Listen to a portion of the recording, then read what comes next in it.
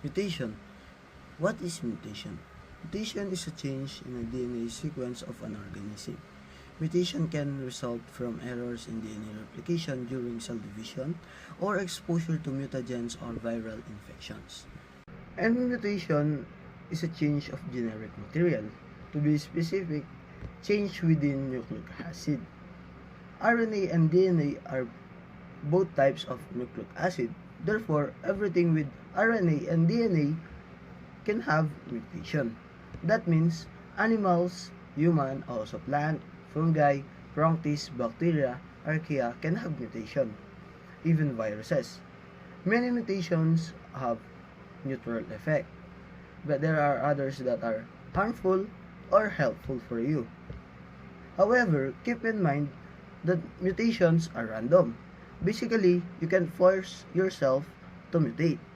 Okay? But there are factors that can make mutation to occur. There are external factors like chemicals, expressive radiation, or internal factors, for example, during DNA replications. Okay? There are two ways or two things on how you would get your mutations or classification. Okay, first is germline mutations occurs in gametes. These mutations are especially significant because they can be transmitted to offsprings, and every cell in the offsprings will have mutation. So basically po, ang germline mutation is nakukuha siya or napapas siya kasi offspring nga siya. So parang napapasa yung ganong trait or yung pagka-mutate napapasa sa mga anak na di ba? Example, you have something na example, nag-mutate ka. Example, may nangyaring mutation sa'yo.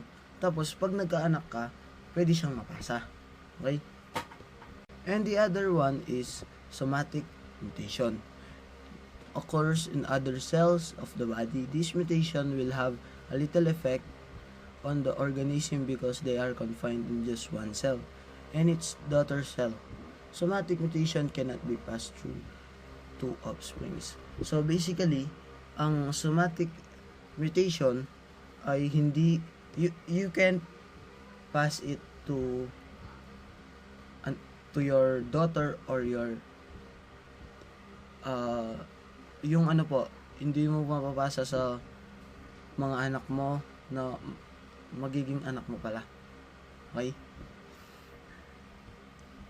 There are two main types of mutation, the gene mutation and the chromosome mutation. Now, let's talk about the types of chromosome mutation. Chromosome mutations have 4 types. Okay, 4. The deletion, the duplication, intervention, and translocation. Okay? Now, let's talk about deletion. The deletion is related to genomic. It is a type of mutation that involves the loss of one or more nucleotides from the segments of DNA. A deletion can involve the loss of many numbers of nucleotides from a single nucleotide to an entire piece of chromosomes. So basically po, ang deletion, siya yung may mawawala or madidelete dun sa DNA mo, no? Na example, there are some there are specific given numbers to your DNA na nucleotide. So yung nakaranas po ng deletion, mawawalan po siya ng one or more nucleotides from the segments of his DNA. Gets? The second one is duplication. Duplication, as related to genomics, refers to a type of mutations which one or more copies of a DNA segments is produced.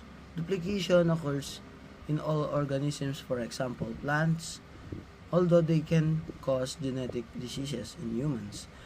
Duplications have an important mechanism in the evolution of the genomes in the human and other organisms.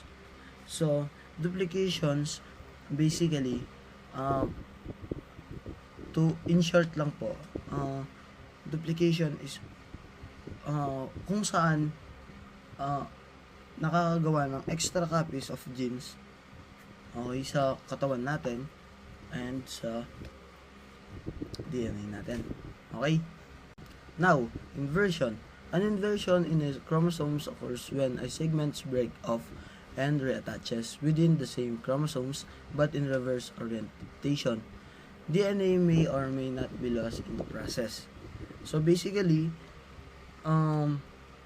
inversion, example po, pag may na-broken po na chromosome segments, tapos pag po nabalik siya, na naging okay siya, pero baligtad po yung pagkakalagay. Okay? Baligtad po yung pagkakalagay niya sa sarili niya ng segments. Okay? Gets? Now, for the last one, translocation. A translocation as related to generic occurs when chromosomes break into the fragments, pieces reattach in the different chromosomes. The detection of chromosomes translocation can be important for the diagnosis of certain generic disease and disorder. So basically, translocation is when fragments from one chromosomes break off and attach to the other. So, sa madaling salita po, ang translocation, pag nasira po yung fragments ng chromosomes, tapos mag-a-attach siya, pero hindi dun sa kung saan siya nasira, kung hindi dun sa ibang chromosomes na parang complete naman, pero dumagdag siya. So parang nakisingit siya doon. So basically ganun lang yung translocation.